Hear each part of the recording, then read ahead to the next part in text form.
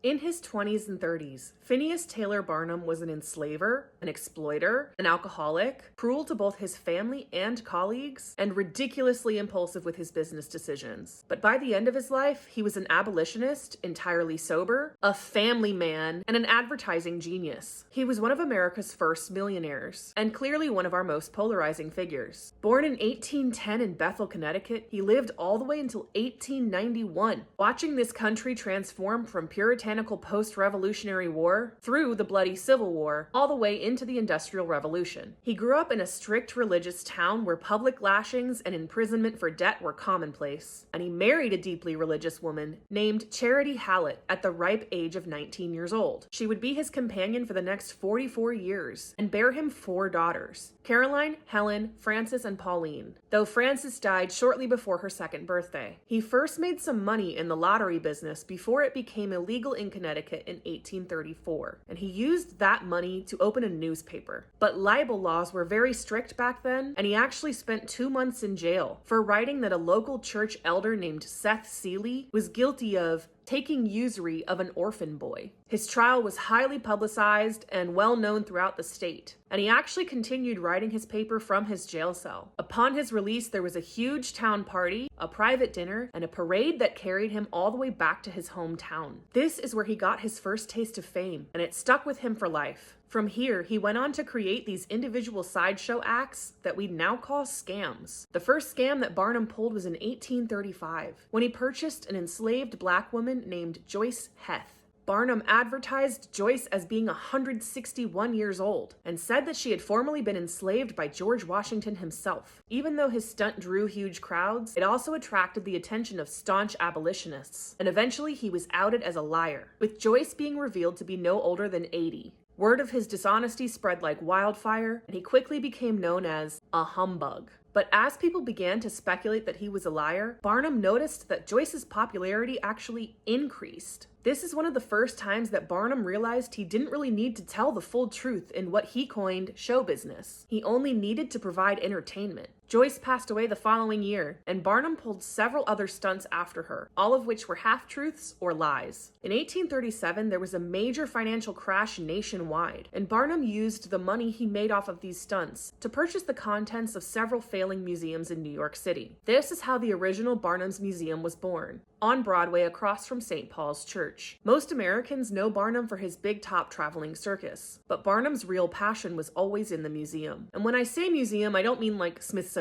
Think more like Ripley's Believe It or Not. And in this museum, he had a floor with what he called living curiosities. People who had unique talents, features, or really anything outside of the norm. A lot of these living curiosities actually lived in the museum, along with Barnum and his entire family. In 1842, Barnum met a boy named Charles Stratton, and it was Charles who would make Barnum famous worldwide. Charles was a little person, and when Barnum met him, he was only 4 years old. Barnum gave Charles the stage name of General Tom Thumb and greatly exaggerated how small Charles was in the advertisements he posted in local papers and the posters he hung up throughout the city. Almost instantly, Charles was a huge draw to Barnum's museum. Now, for as much as Barnum absolutely exploited Charles, it is also worth pointing out that Charles had a natural talent for performing and comedy. Yes, Barnum made a 4-year-old child work full-time, and yes, that child was also extremely smart and talented. Charles consistently drew a huge crowd for Barnum, and 2 years later, an idea popped into his head: a European tour to take their act abroad,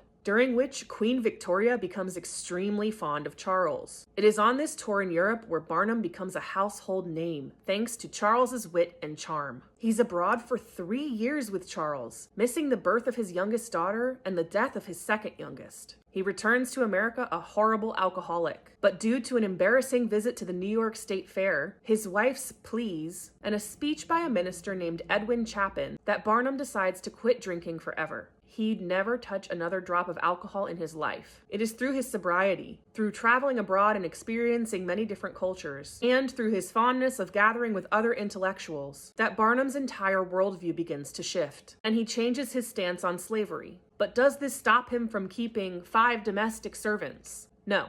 Does it stop him from exploiting people in his Living Curiosities exhibit?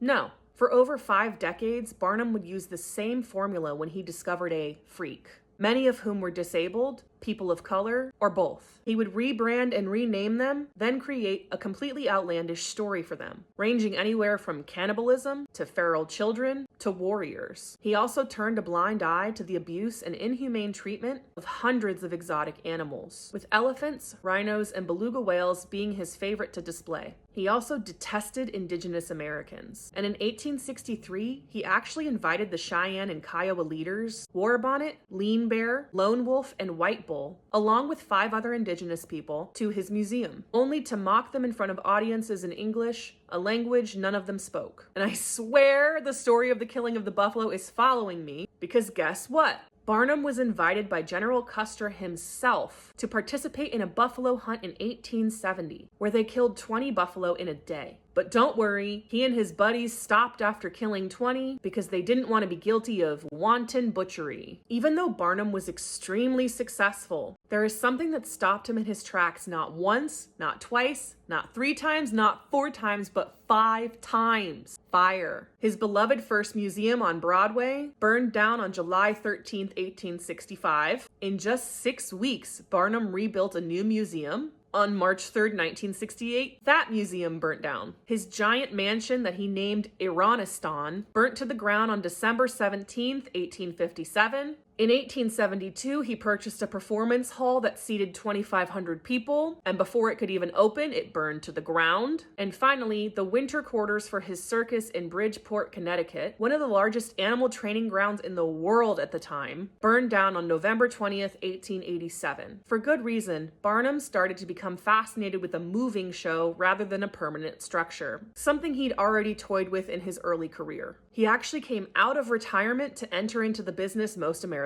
know him for, the traveling circus. I learned all of this in this Bible of a book, P.T. Barnum, America's Greatest Showman, which was written and compiled by 3 members and 2 generations of the same family, the Kunhardts, Philip Jr., and Peter. In another video, I'll talk about this family's unique tie to P.T. Barnum. But in my next video, I'm going to post my reactions to the movie The Greatest Showman, which I've never seen before, but my algorithm has been pushing it to me for weeks now, probably because it knows I'm reading this book. I had no idea the movie was loosely based on PT's life, and I'm sure I'm in for some ridiculous Hollywood embellishments. I can't wait.